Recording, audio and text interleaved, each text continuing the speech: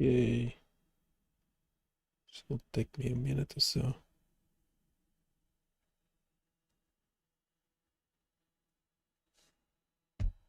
Let's see if the... Sorry, what did I say? Never touched the microphone.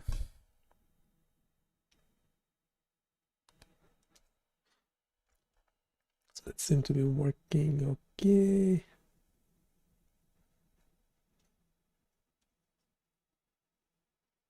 Recording locally, streaming live, the microphone is okay.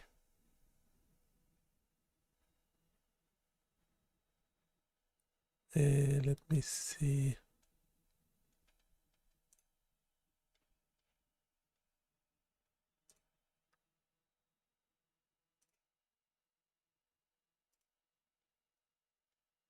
So at this prompts, just trying to check. Gonna change this.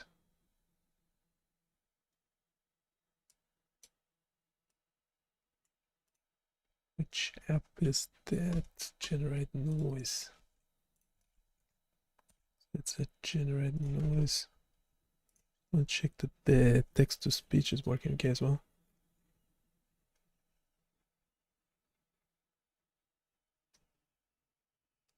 Is it? In the updated code you posted, you have uncommented the adapt.root, generate, methods equals, post line and commented out the adapt.root, inverse underscore f underscore noise, generate. So that's working okay. I'm gonna make changes to that application. It's done in a sec. Let me just post.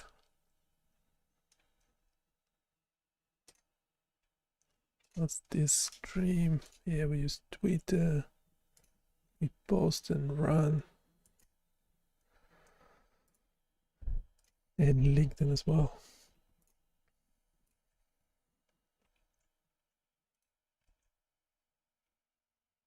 Hopefully it will come up with the correct thumbnail for the video. I think so.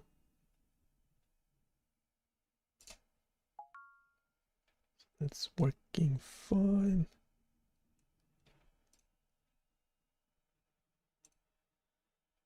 Can close this as well.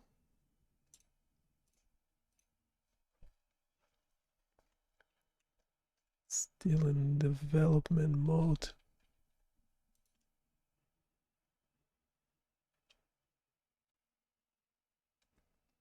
Can close YouTube just so we're not distracted. So we made some updates to binarychaos.com. You can check them out on the website. Obviously, yeah, the color scheme, that will be the new color scheme. Those will be adjusted, so everything is the same font, same color palette will be used. So this week we're working on these two web applications. It should have, yeah, I don't know, it's still slow. We'll check the speed of it in a sec. It's a synthetic noise generator dashboard. There's currently only one drop-down menu. You can select your uniform white noise. It will give you an example. A bit slow, and its frequency response up to 500 hertz in the logarithmic scale, log 10, so 10, 100, and 500 instead of 1000. But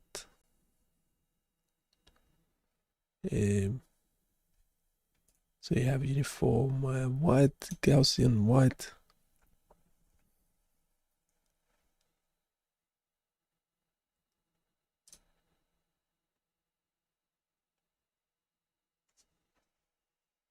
Still probably plotting too many data points, that's why it's a bit too slow.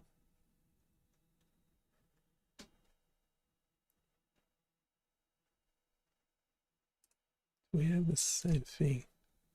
Alright, on the server. Now we can close this. So say this application we should be able to run it both on the server for development, and you can access it as well. So we'll have this version that is currently being released. You can play around with. By the way, I wanted to just looking at Cloudflare before.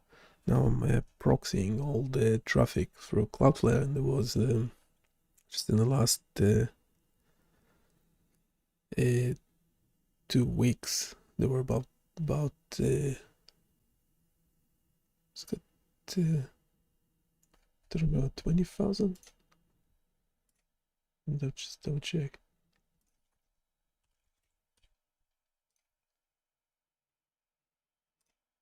Yeah, I don't think I can share that window, unfortunately, because of security reasons.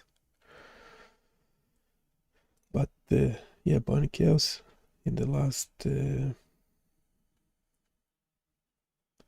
days had 2,000 unique visitors and 24,000 requests to the site. So requests will be, I would imagine, every click like that would be a request. So it was 25,000 of those, 2,000 unique visitors,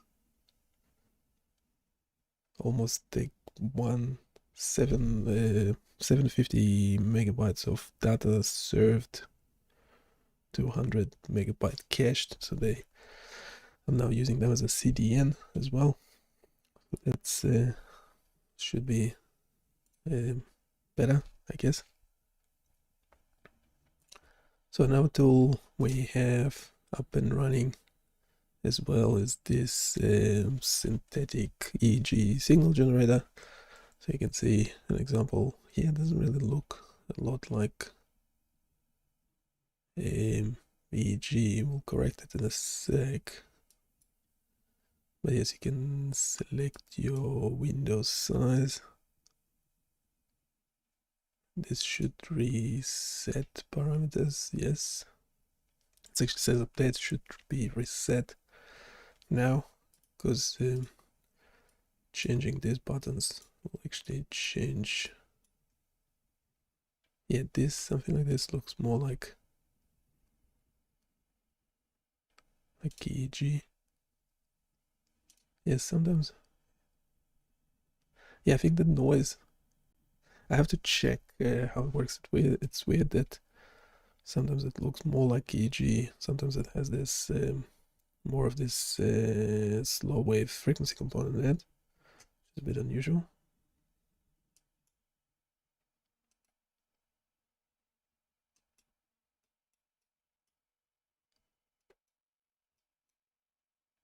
Anyway, and you can try and generate spikes, for example, and other things. So it looks more like epileptic seizures or sleep waves. Should have more of a sinusoid component in it, so you can play around with it. There will be, we'll add explanation to this as well. Let's start a new chat. Yeah, we're using GPT-4. It's currently limiting 50 messages every 3 hours. And I did actually run out into the limit before.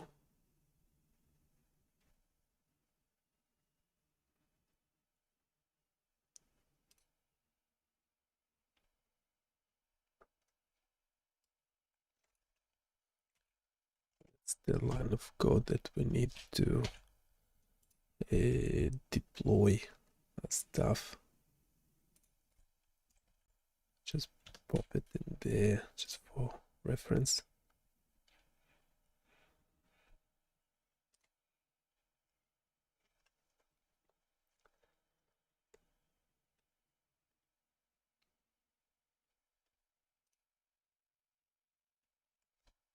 the noise in here actually meant to be a inverse F, like in the previous tool, because that's actually generating similar to baseline EEG lookalike noise.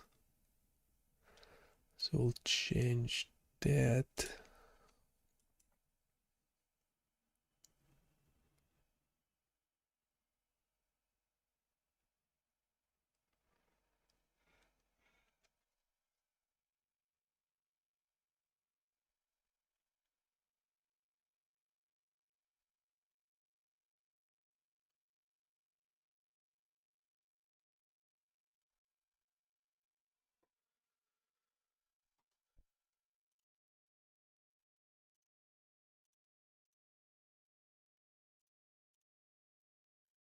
Right, let's open all of them, the main page, and for this in inverse F should the inverse F is default, and it's loading as you reload the page. It is noise, so it will be different every time.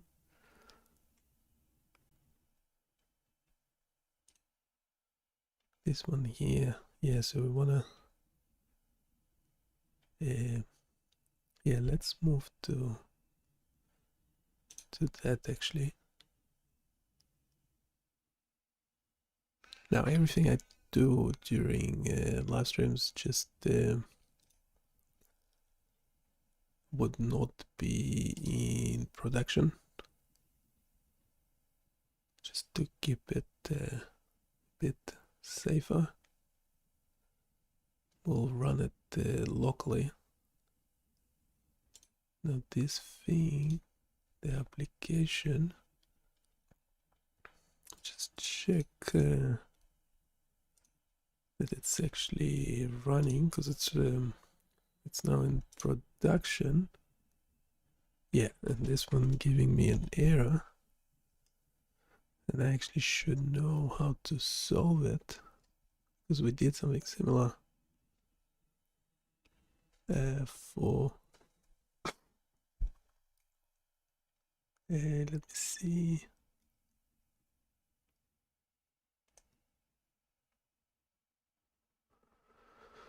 For inverse noise.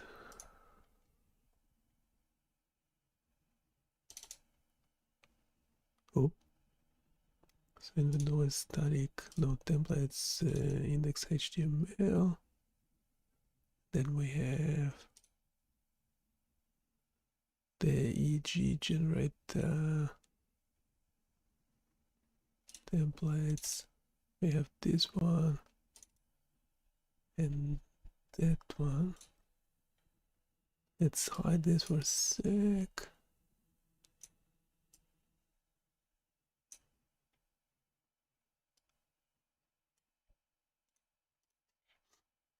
Right, so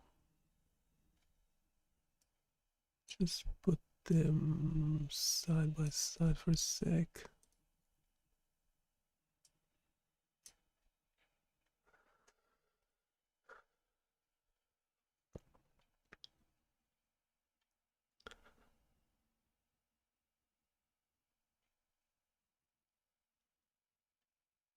Well, right, one problem is that the script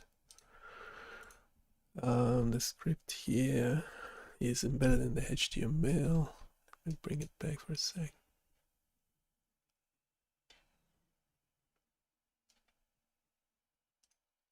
Yeah, we need the JavaScript file as well.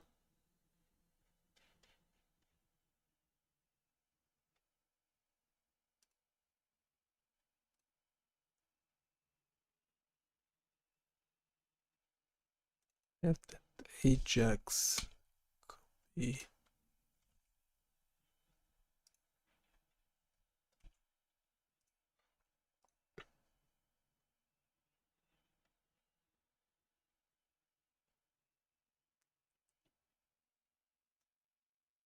How do we send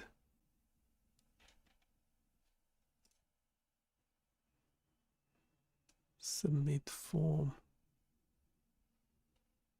So this one is a form. It's a post request.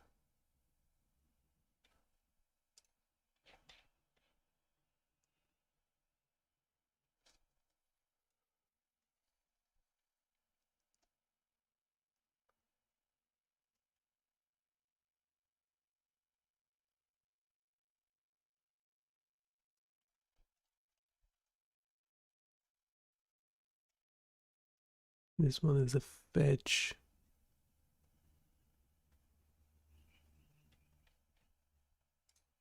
Fetch versus post. No, fetch versus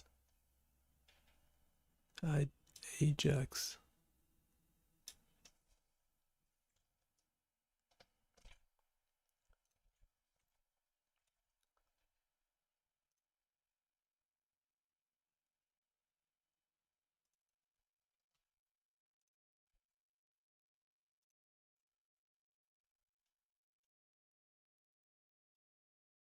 The $Ajax and fetch are both used to make HTTP requests in web development, but they are different in several ways. Here, I will compare them based on various factors. $Ajax part of the jQuery library, which is a fast, small, and feature-rich JavaScript library.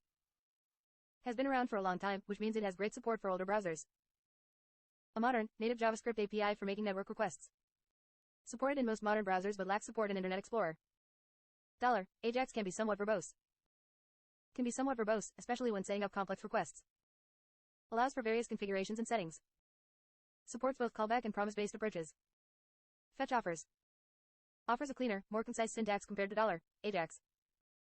Returns promises, which makes it easier to work with asynchronous code. $Ajax offers a wide range of features and configurations. Can handle various data types and content types. Allows for setup of global Ajax event handlers. Fetch Pro Vitas provides a more straightforward, flexible approach to making requests. Allows for manual handling of requests and responses, offering more control over the request process. Ajax has specific callbacks, success. Has specific callbacks, success and error, for handling different response statuses. Fetch Reject rejects the promise only on network failure or if anything prevented the request from completing. Does not reject the promise on HTTP error statuses, like 404 or 500. You have to check the response object to handle these cases. We change. So the original had the Ajax. Okay, let's just continue with this one.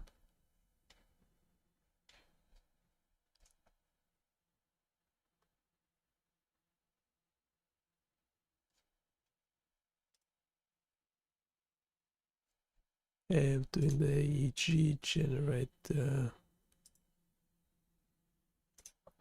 Just close this for a sec.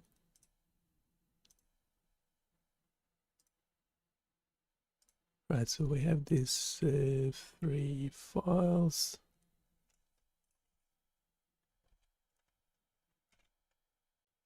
Just pop them into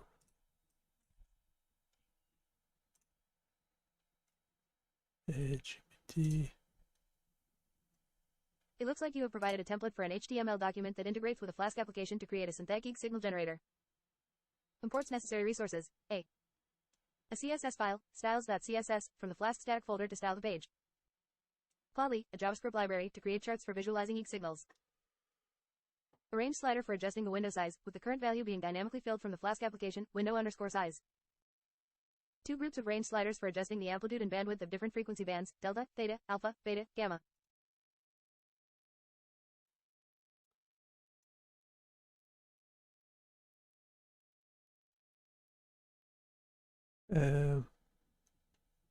Pretty sure I'm missing this bit in the power calculation. I'm pretty sure I had it sorted before. Have to redo it.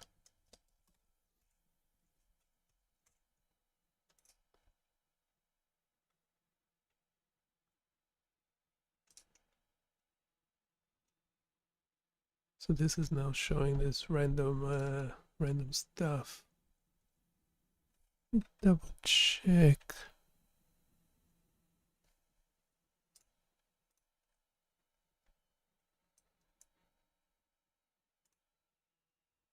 Sources, study JavaScript.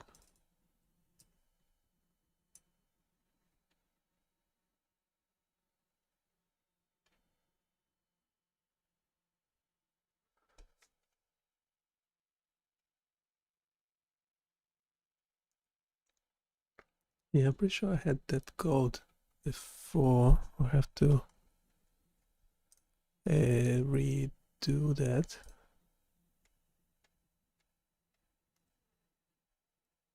I popped in the JavaScript.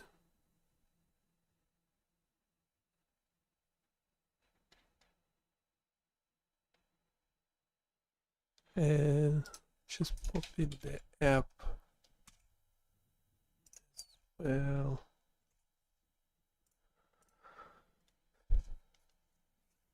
You have a Flask application script here that serves as a backend for generating and serving synthetic EEG data based on user-controlled parameters. Here's a breakdown of each section.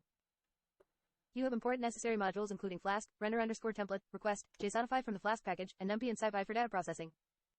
You have defined global variables to store the current window size, amplitude, and bandwidth settings, as well as default values for these parameters. This function generates synthetic EEG data based on the specified window size and amplitude parameters. It performs the following steps. Checks if any value in the amplitude dictionary is none and raises a value error if found. Generates a time vector and initializes an EEG signal array with zeros.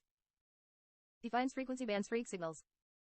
Generates sine wave components for each frequency band with random frequencies within the band and specified amplitudes. Calculates the power spectrum of the generated signal using the Wolf method. Groups power spectrum values into frequency bands and calculates the average power in each band. Returns the time vector, EEG signal, frequency band names, and average power values. Update_parameters post. This route handles updates to the EEG parameters. It receives JSON data from the client, updates the global parameter variables, and generates new EEG data using the updated parameters. It returns the new data as JSON. If an error occurs, it prints the error traceback and returns a 500 status code. Get. This route handles requests to the root URL. It resets the global parameter variables to their default values and renders the index HTML template with the default parameter values. Get_EEG_data. Get. This route handles requests to get the initial EEG data when the page loads. It generates EEG data using the current parameter values and returns the data as JSON. This section checks if the script is being run as the main module and starts the Flask application with debugging enabled. Overall, the script seems well structured and should work correctly with your front end. You have also set the application to run in debug mode, which will provide detailed error messages if anything goes wrong, helping you to debug the application. Make sure to place your HTML template, index, HTML, in a folder named templates, in your static files, CSS and JavaScript files, in a folder named static, within your Flask applications directory, as configured in your Flask application. can I have both production folder and local development working without errors?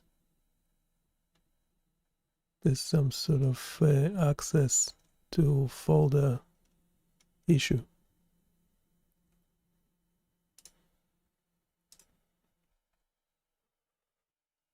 Absolutely, you can set up your Flask application to work both locally and in production without errors. The issue you're encountering seems to be related to the URL route for fetching EEG data. First, let's address the 404 error you are receiving for the EEG_gen_2 get_EEG_data endpoint. It seems the route defined in your Flask application is get_EEG_data, not EEG_gen_2 get_EEG_data. In order to make it work both on production, where the URL prefix is EEG_gen_2, and locally, without the prefix, you can configure a URL prefix for your routes when you are running in production. You can use Flask's URL_prefix parameter when registering your routes to add a prefix to all your routes in one go. Here's how you can do it. First, separate your routes into a blueprint. Create a new file, let's call it routes.py, with the following content. In your main file, where you create the Flask app object. Don't like it. Regenerate.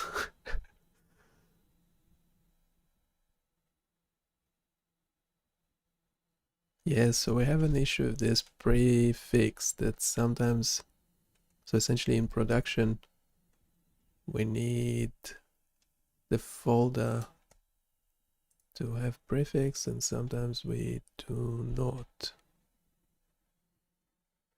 Since this update parameters, the question is,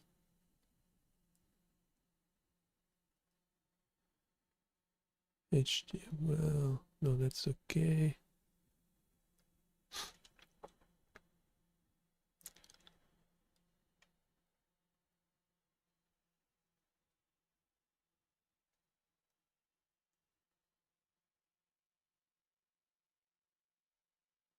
Right, that's the folder structure, which we do need. Static, yes, templates index. API in the main folder. So that's fine.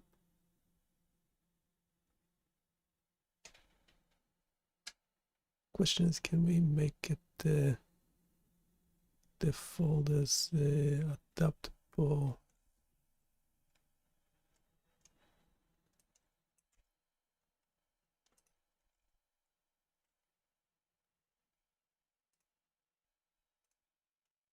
How to make the folders adapt to production versus local development environment.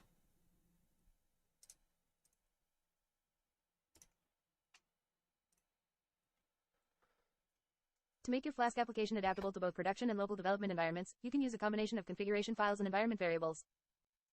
Here's a step-by-step guide. Create configuration files for both production and development environments. You can store these in a config.py file. In your main application file, load the appropriate configuration based on an environment variable. Before running your application, set the Flask_env environment variable to either development or production. Can we do it? About by file.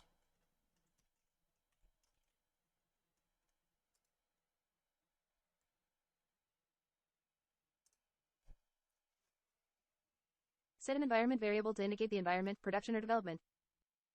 You can set this variable in your system or directly in your script. Here's how to do it in your script. Configure the URL prefix based on the environment variable. For the front end, you can use the URL_ for function to generate URLs dynamically based on the configured URL prefix. In your HTML template. In your JavaScript file, you can create a function to get the base URL. Load other configurations based on the environment. Now your application will adapt based on the value of the Flask_env environment variable. Remember to set the variable appropriately in each environment. You might set it in a script that starts your application or directly in your system's environment variables. This setup allows you to toggle between different configurations without changing the code when you move from development to production.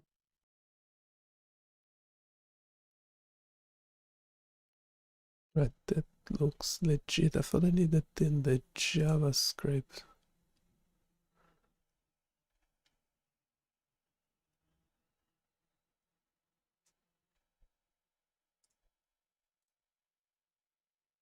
Yeah, the microphone is getting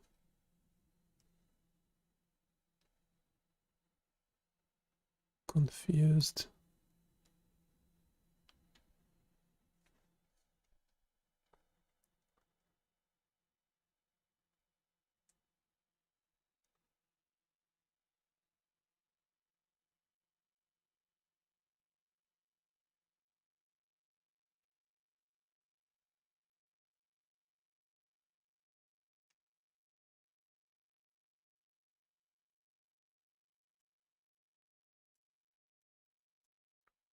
I don't need another Python code. This should just change the folder.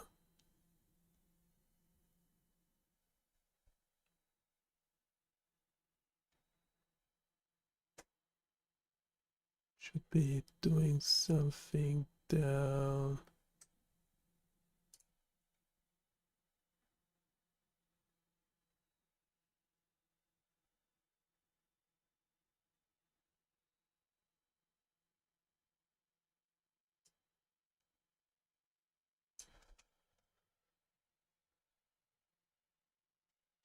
Something then like that.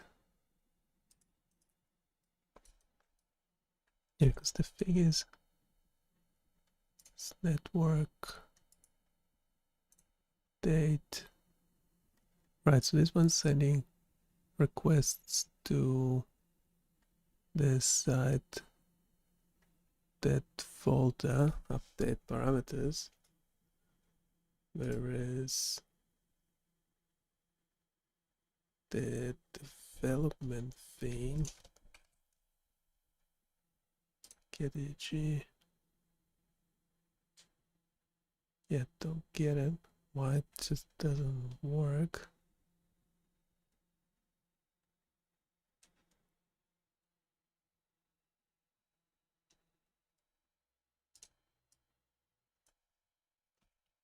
That folder should be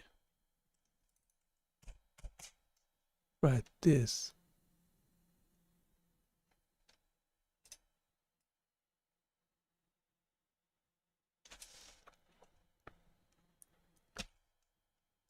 Yes, let's see. Can I use something more basic like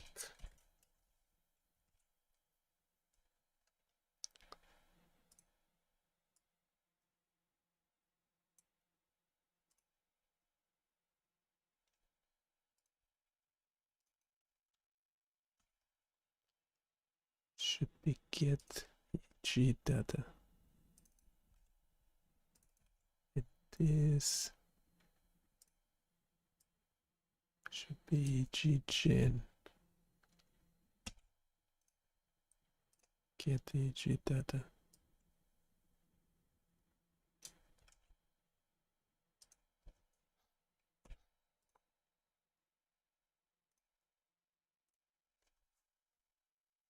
Yes, absolutely. Using a conditional statement based on the hostname in your JavaScript code is a straightforward and effective way to toggle between different URL structures for production and local development environments. Here's your snippet with a small correction, missing closing quote. You would then use the URL variable wherever you need to make a fetch request or reference the URL in your JavaScript code, like this. This way, when you are working locally, the hostname will not be bionicchaos.com, so it will use the local URL structure. In production, it will detect the correct hostname and use the production URL structure. Remember to apply this kind of logic to all the URLs in your JavaScript code to ensure seamless transition between development and production environments.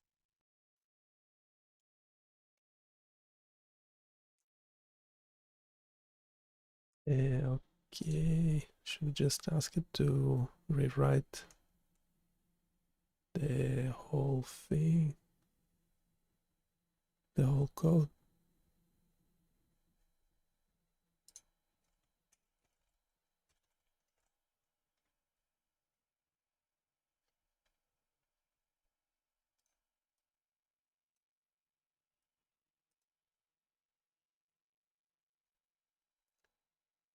Because we'll have this URL in multiple places.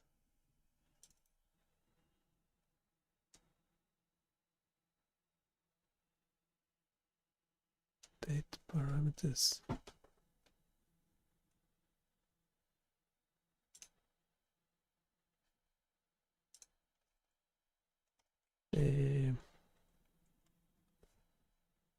Let's call the conditional.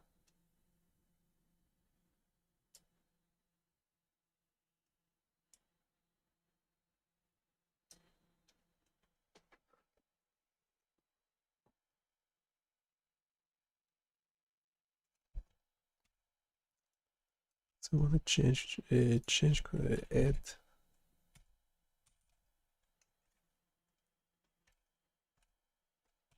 or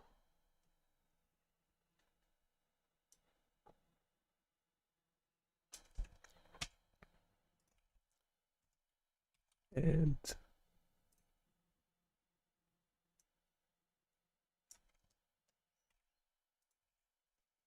update parameters.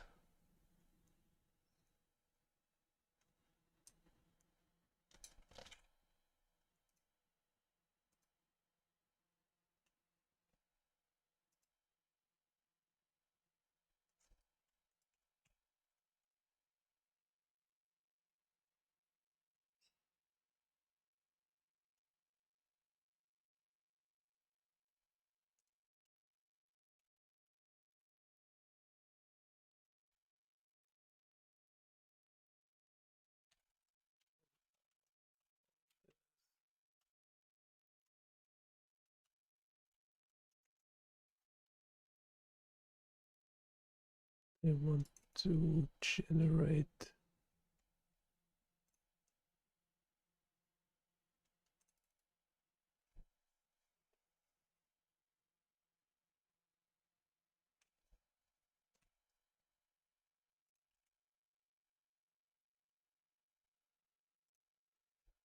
and regenerate the code. Absolutely, here's the updated charts. JS script which includes the conditional statements for selecting the correct URLs based on the hostname.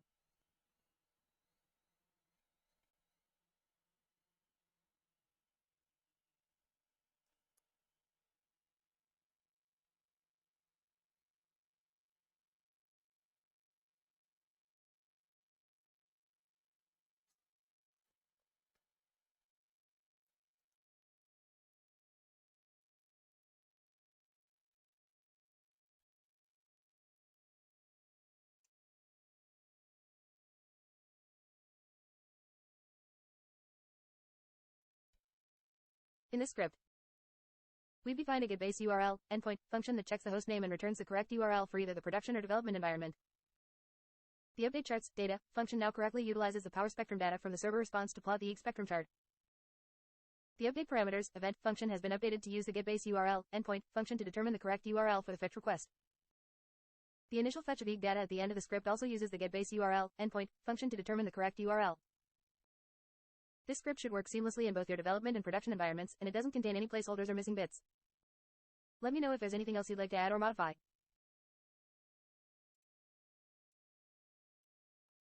It's just removing code. I didn't ask for. Didn't ask for it.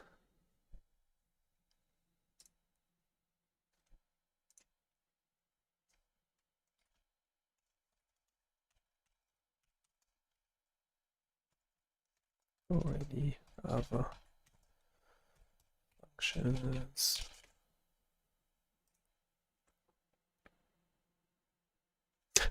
Yep. Yes, I removed the calculate power function because the power calculation is now handled server-side, and the power spectrum data is sent directly from the server to the front end. This eliminates the need for a placeholder function to calculate power in the front end. The update charts data function now directly uses the power spectrum data from the server response to plot the EEG spectrum chart. This approach is more accurate and efficient since the server has all the necessary data to calculate the actual power values, rather than approximating them in the front end. It also keeps the data processing centralized in the server, which is generally a good practice. Right, that's actually a good point.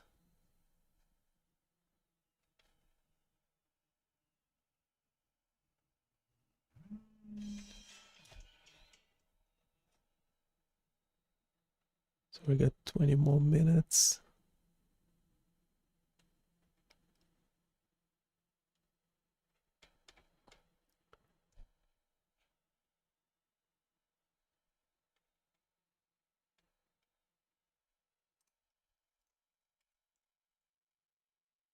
This should take care.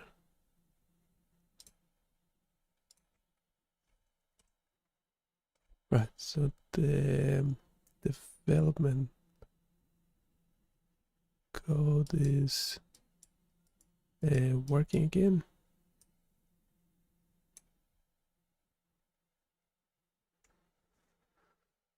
Now we haven't updated the production.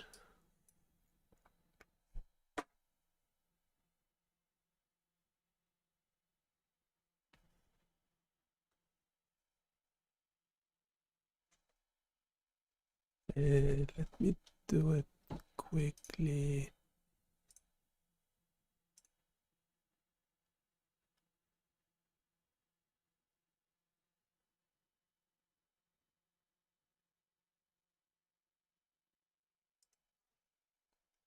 I will update the production data. Just go continue with the local environment development. The current production thing is running, so you can actually go to this URL and check out the tool for yourself.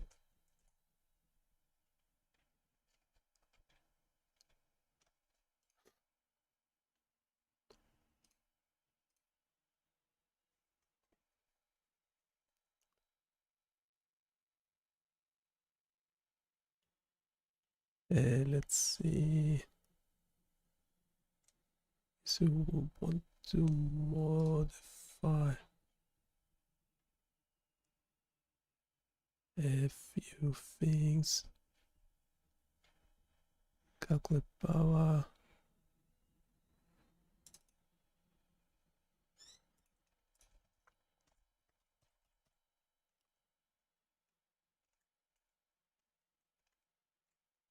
Right, so the power is being calculated. Let me check this. If you put delta, say theta to a very large number, yeah, that's increases. So that's correct. Well, that's a very crude test.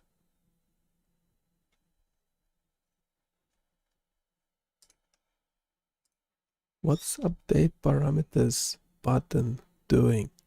It seems like it resets the values instead of updating them.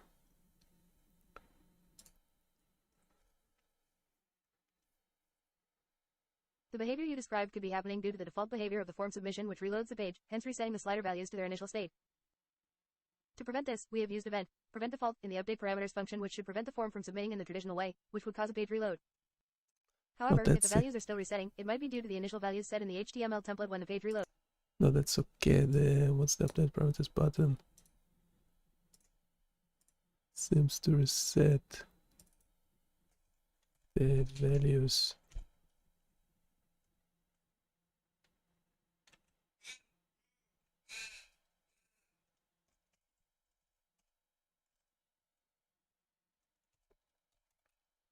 Which seems correct.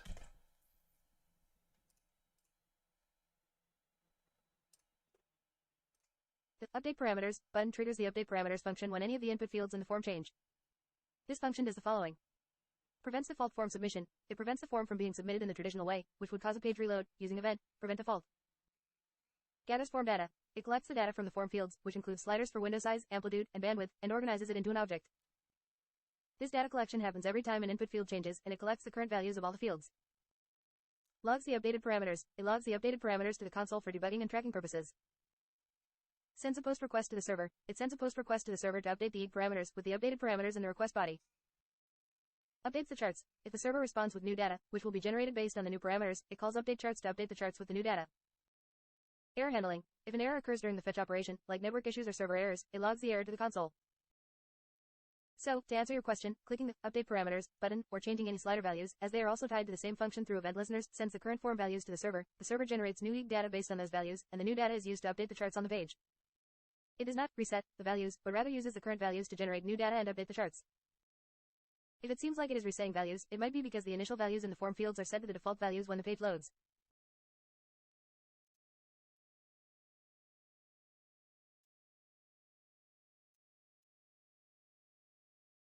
Okay, so well, first we could just use reloading the page. So we remove this button?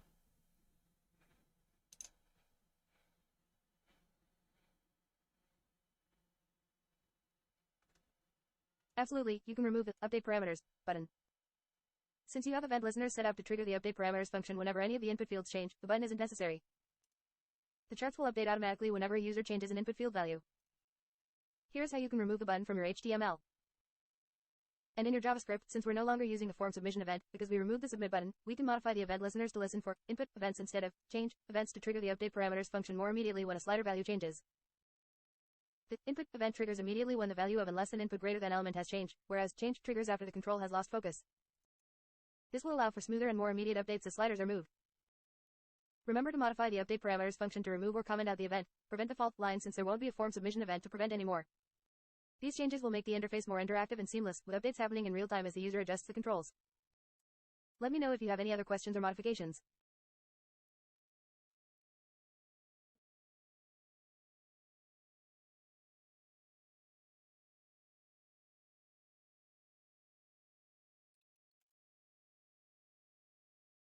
And in your JavaScript, since we're no longer using a form submission event, because we removed the submit button, we can modify the event listeners to listen for input events instead of change events to trigger the update parameters function more immediately when a slider value changes.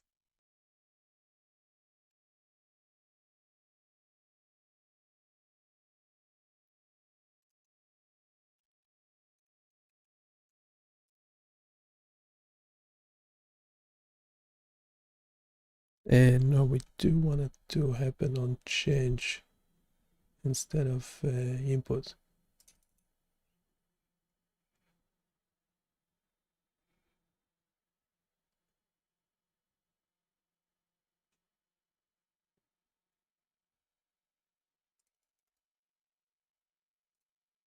Remember to modify the update parameters function to remove or comment out the event prevent default line, since there won't be a form submission event to prevent anymore. Remember to modify the update parameters function to remove or comment out the event prevent default line, since there won't be a form submission event to prevent anymore.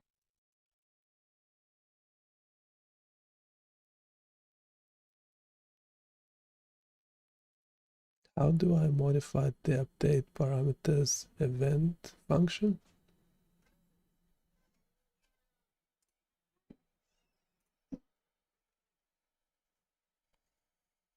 Absolutely, keeping the event listener on change is a good choice for reducing the number of server requests, especially if calculating the EEG data is computationally intensive.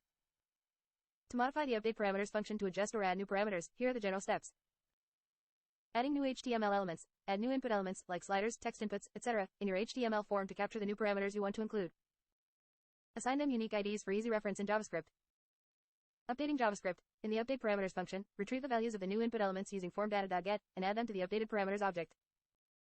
Here's an example assuming you added a new slider for a parameter called depth. Updating the server. On the server side, update your Flask group that handles the update_parameters endpoint to accept and process the new parameters. You would modify the generate_synthetic_EEG_data function to use this new parameter in its calculations. Here's an example of how you might add a new slider input for depth in your HTML. Remember to also update the Flask group that renders your template to include default values for any new parameters. I hope this helps.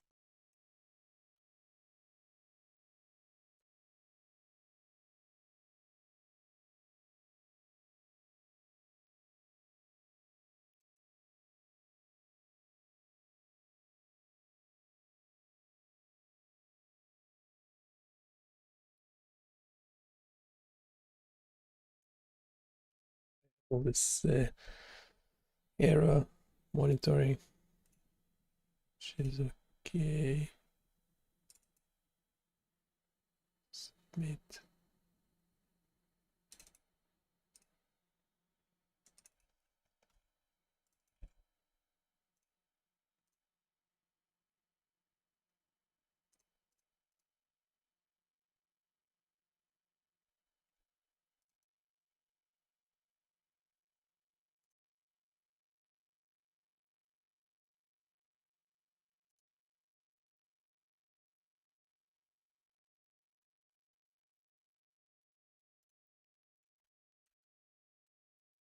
Okay, so button is Gonski.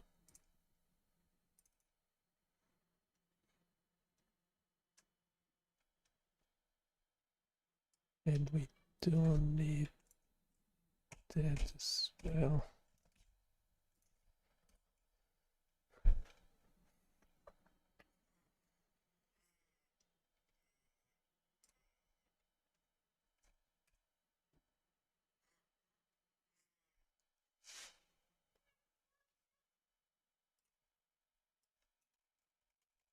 How do we rearrange the application screen so everything fits in better?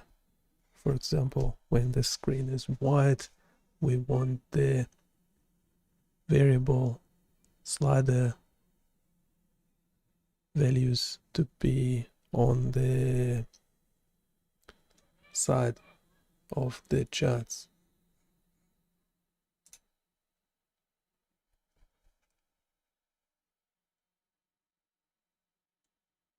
To rearrange the application screen to fit everything better, you'll need to modify your CSS and HTML structure to create a layout that aligns with your vision. Here, I'll guide you through creating a layout where the variable sliders and their values are on the side of the charts. First, we'll modify the HTML structure to group the sliders and charts in separate sections, which will allow us to style them more easily. We'll wrap the sliders in a div with the class controls section and the charts in a div with the class charts section. Next, we'll add some CSS to style the new layout. We'll make the container a flex container and style the controls section and charts section accordingly. To make the layout responsive, so it looks good on both desktop and mobile devices, you can add some media queries to change the layout for smaller screens. With these changes, the sliders and their values will be displayed on the side of the charts on larger screens, and above the charts on smaller screens. Remember to test the layout and make adjustments to the CSS as needed to get the exact look you want. You might need to adjust margins, padding, and other properties to make everything fit perfectly. Let me know if there are any other adjustments or features you'd like to add. Certainly. Here's the updated code for index, HTML and styles.css.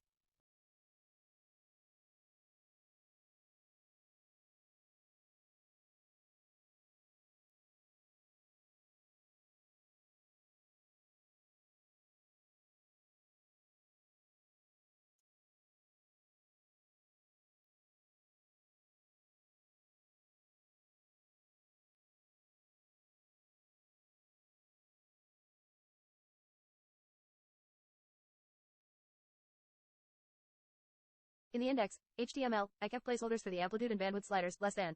Your amplitude sliders here, greater than and less than. Your bandwidth sliders here, greater than, because they were not present in the code snippet you posted earlier.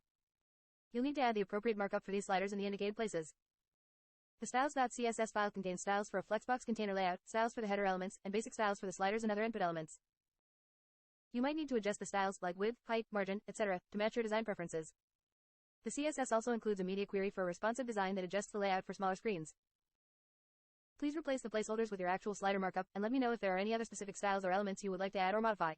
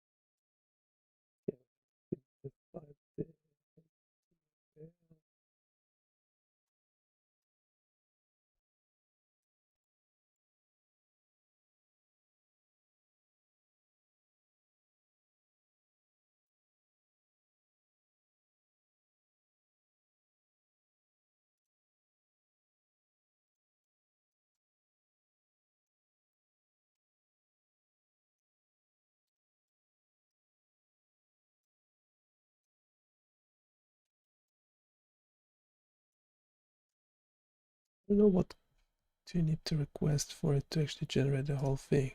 Certainly, here is the complete index, HTML with the slider inputs for amplitude and bandwidth control reinstated.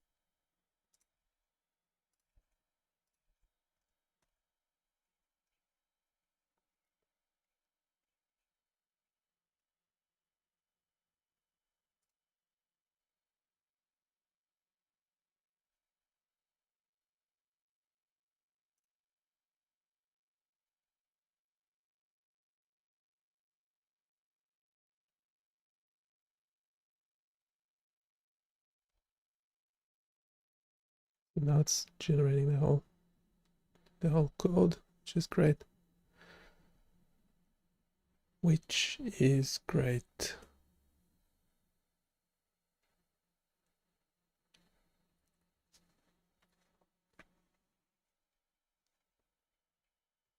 It's currently 78 lines of HTML code.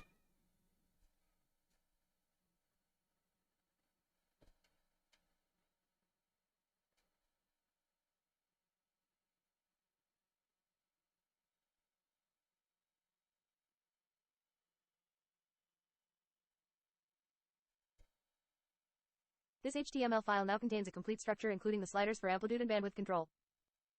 They are arranged in a flex container to allow for a side-by-side layout with the charts. The styles.css file would contain the styles to support this layout, as provided in the previous response. Let me know if you have any other adjustments or features you'd like to add.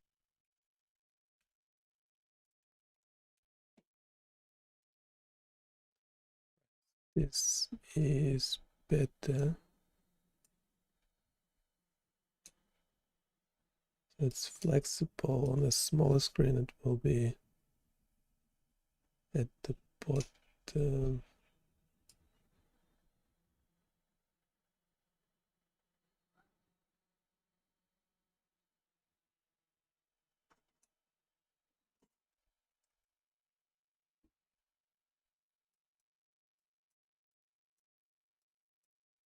Right, this is better.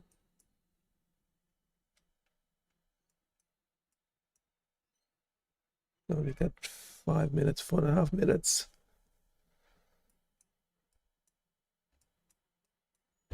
Right, so that's responding correctly. Now the bandwidth, later we'll need those as bands, actual frequency components on the x-axis. So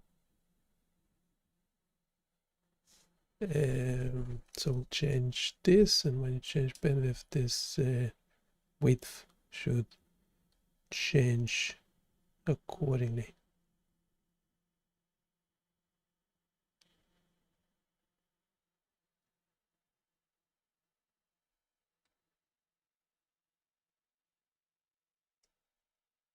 Yeah, on a wider screen we potentially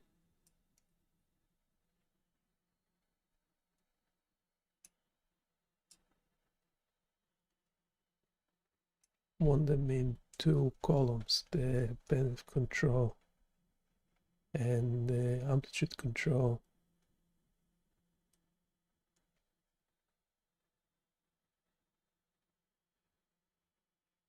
Actually, amplitude should be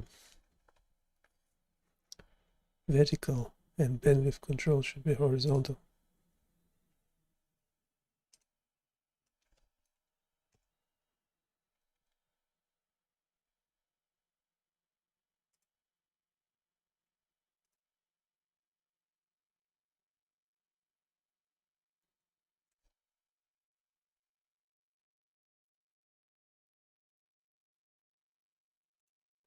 Bandwidth control sliders should be horizontal and amplitude control sliders should be vertical.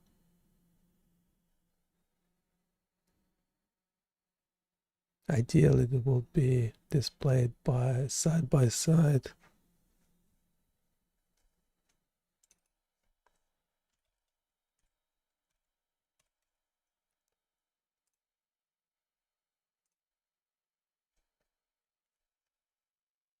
Certainly, here is the updated index HTML file where the amplitude control sliders are vertical and the bandwidth control sliders are horizontal, along with the labels and sliders displayed side by side.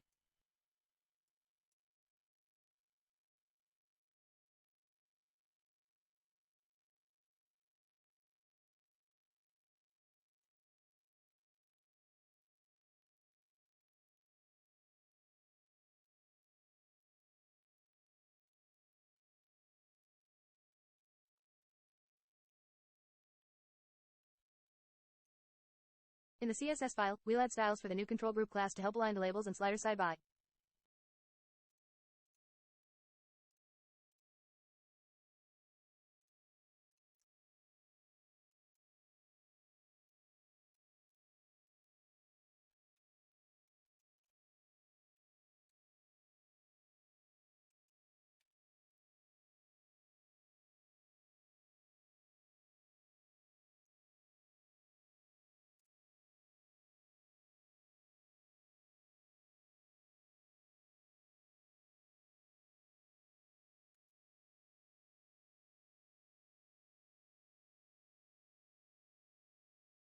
Yeah, I want to rearrange the whole thing.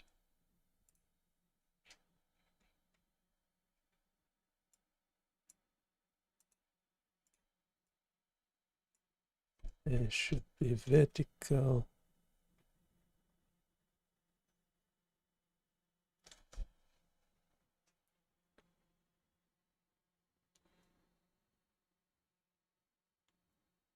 The amplitude sliders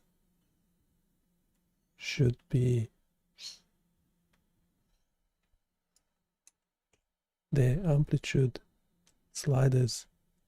be on the left of the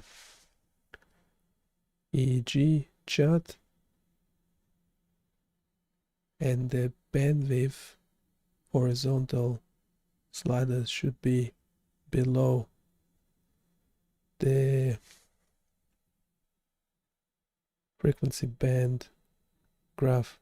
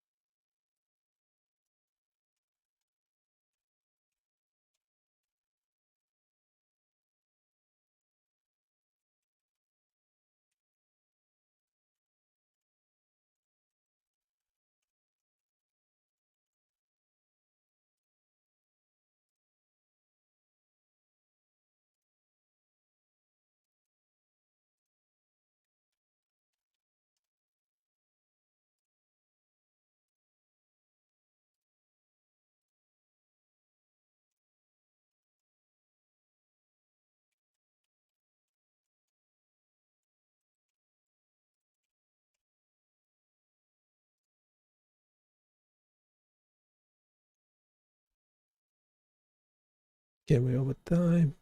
Absolutely. To implement the layout as you described, you would arrange the amplitude control sliders vertically on the left of the EEG signal chart and the bandwidth control sliders horizontally below the EEG spectrum chart. The updated HTML structure and CSS would be as follows.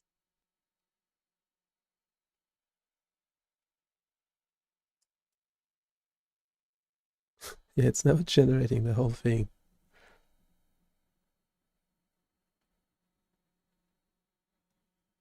I take this offline and I'll see you in a bit. Go check out the tools. They will get updated shortly as well.